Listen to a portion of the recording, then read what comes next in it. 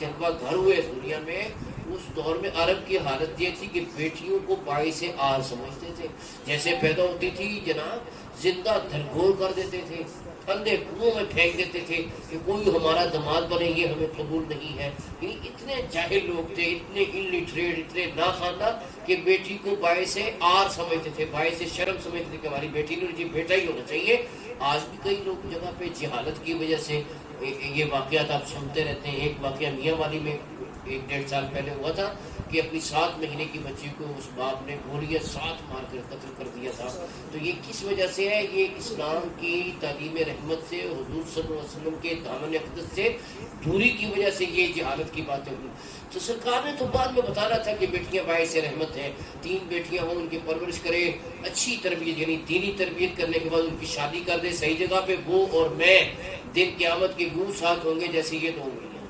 اس کی یا رسول اللہ جس کی 2 بیٹیاں ہوں، اور اگر وہ بھی ایسا کر لے وہ بھی میرے ساتھ ہوگا. راوی نے عرض کی، راوی کہتا ہے کہ اگر ہم ایک کا کہہ دیتے تو سرکار نے ایک کے بارے میں بھی بھرا. یہ بیٹیاں باعث رحمت ہیں. یہ بھی حضور بات ہوتا ہے. اللہ نے یہ نہ چاہا کہ جس سال میرا حبیب دنیا میں تشریف لے جائے تو یہ ظالمانہ رسم ہو. تو اللہ تبارک و تعالی پورا سال پوری دنیا، پورا سال پوری دنیا میں جہاں کوئی بچہ دیا وہ بیٹا ہی دیا. جہاں کوئی بچہ دیا بیٹا ہی دیا. بیٹی کہیں پیدا نہ ہوئی تو پورا سال پوری دنیا میں. اب میں اس کو ایک اور جہت سے بیان کرتا ہوں. آج جلوس میلاد تھا، کہیں جناب شربت کی سبیل، کہیں دودھ کی سبیل، کہیں پانی کی سبیل، کہیں مٹھائی تقسیم ہو رہی، کہیں کھانا تقسیم ہو رہا، کہیں ناشتہ تقسیم. قسم کے جس کی جو طاقت اور بساط تھی اس نے آقا کی آمد کی خوشی میں تبرک تقسیم کیا.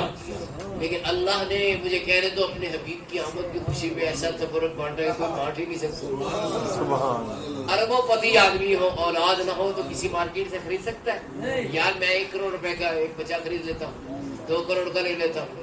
نہیں، یہ اللہ کی عطا ہے. جس کو وہ چاہتا ہے اسے عطا کرتا ہے. تو اللہ نے اپنے حبیب کی آمد کی خوشی میں ایسا تبرک بانٹا کہ نہ کوئی بانٹ سکتا ہے نہ کوئی بانٹ سکے گا.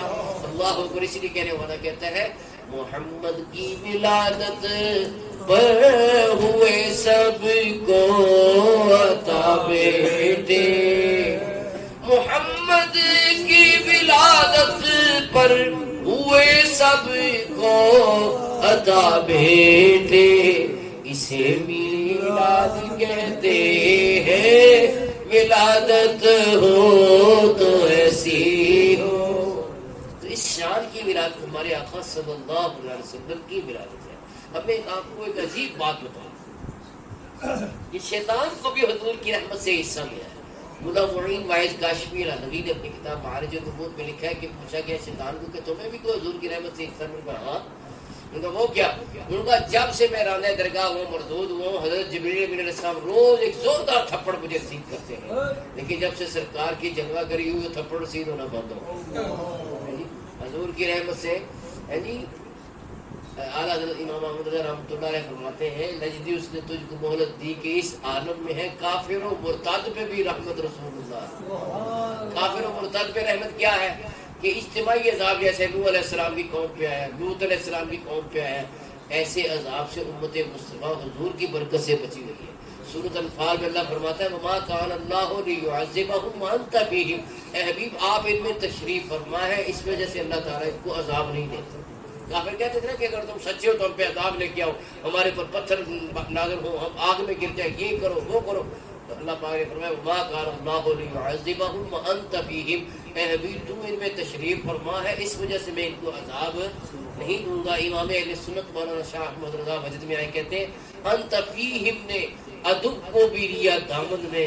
انت فیہم نے ادب کو، ادب کہتے ہیں دشمن، انت فیہم سے مراد وہ اس آیت کو کوٹ کر رہے ہیں. انت فیہم نے ادب کو بھی لیا دامن میں، ایشے جاوید مبارک تجھے ایشے لائیے دوست. کہ ادب جو ہے اس کو بھی سرکار نے اپنے دامن میں لے لیا. تو جو حضور سے پیار کرنے والا اس کو تو ہمیشہ کی جو ہے وہ خوشی اور ہمیشہ کی جناب عیاشی وہ اسے مبارک ہو.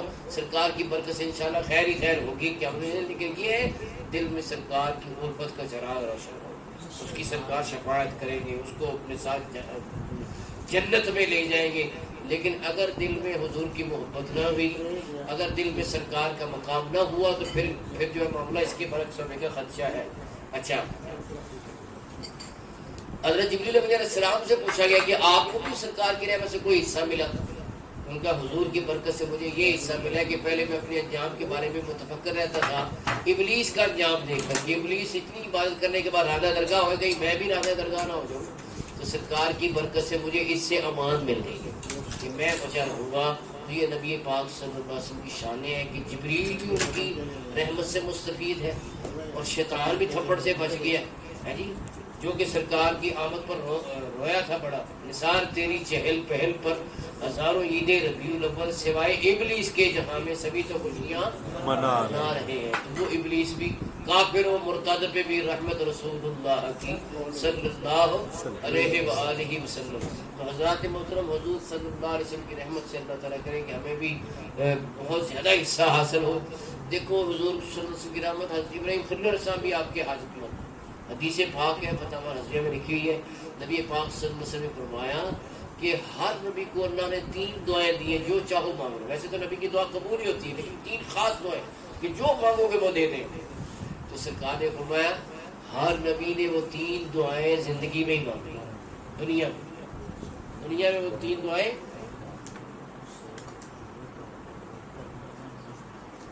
وہ سناتے ہیں انشاءاللہ. میں کیا عرض کر رہا ہوں، آج وہ نعرے لگا کہ تھوڑا گھر بیٹھ گیا، وہ کچھ تھکاوٹ بھی ہے، جگراتے سے بھی جیسے بندہ جاگتا ہے، جاگتے ساتھ ہی اس کے سب سے پہلا اثر گلے پہ ہو جاتا ہے.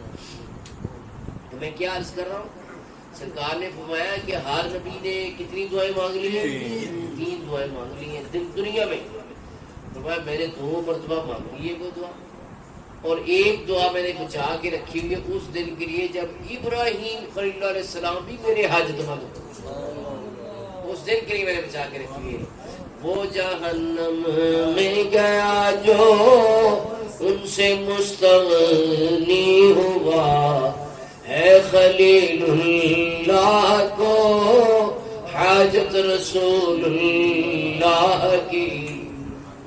یہ اس حدیث پاک کی طرف اشارہ ہے. خلیل اللہ کو، خلیل اللہ سے مراد کون ہے؟ ابراہیم خلیل اللہ. وہ بھی میرے حاجت مند ہوں گے اس دن کے لیے بچائی. اب میں آپ کو بتاؤں 2 دنیا میں جو دعائیں مانگی تھی وہ کیا ہے؟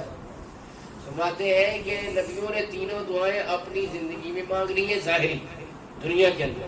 میرے دنیا میں 2 مرتبہ دعا کی ہے، اور 1 مرتبہ دعا قیامت والے دن کے لیے بچا کے رکھی ہوئی ہے. عرض کی کہ وہ دنیا میں 2 مرتبہ دعا کیا کی ہے؟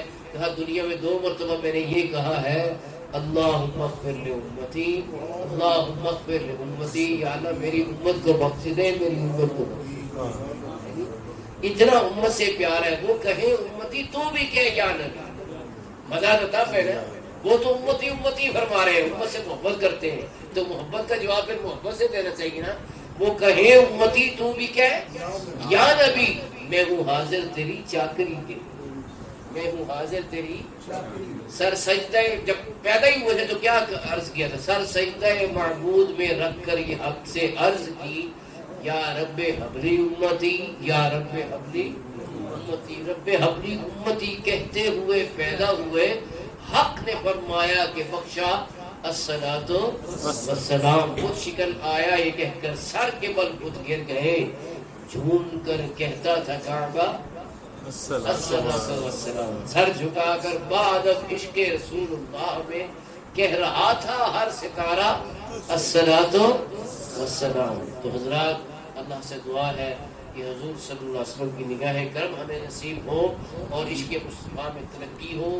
اور ہر سال دیکھیں جلوس میلاد میں اضافہ ہی ہو رہا ہے. ہر سال آپ دیکھیں، اس مرتبہ خیال میں کہ جمعہ کی وجہ سے کم ہو جائے، جمعہ کی وجہ سے جلوس جلدی نکلے، اور اللہ کی مدد سے پہلے سے زیادہ رونق ہو، ہزاروں ہزار کی تعداد میں جلوس چلے. تو یہ کیا ہے؟ یہ بارفان اللہ کا ذکر ہے کہ اللہ خود یہ اہتمام کر رہا ہے کہ اس کے حبیب کا ذکر پڑھ رہا ہے. تو ساتھ ہی ہم دعا گو ہیں.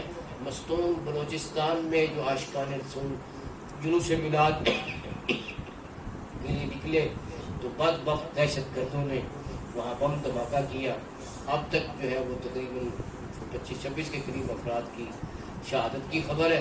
تو اللہ تعالیٰ ان کے درجات بلند فرمائے, ان کے لواحقین کو صبر جمیل دیں, اور جو زخمی ہیں اللہ تعالیٰ انہیں صحت کاملہ فرمائے.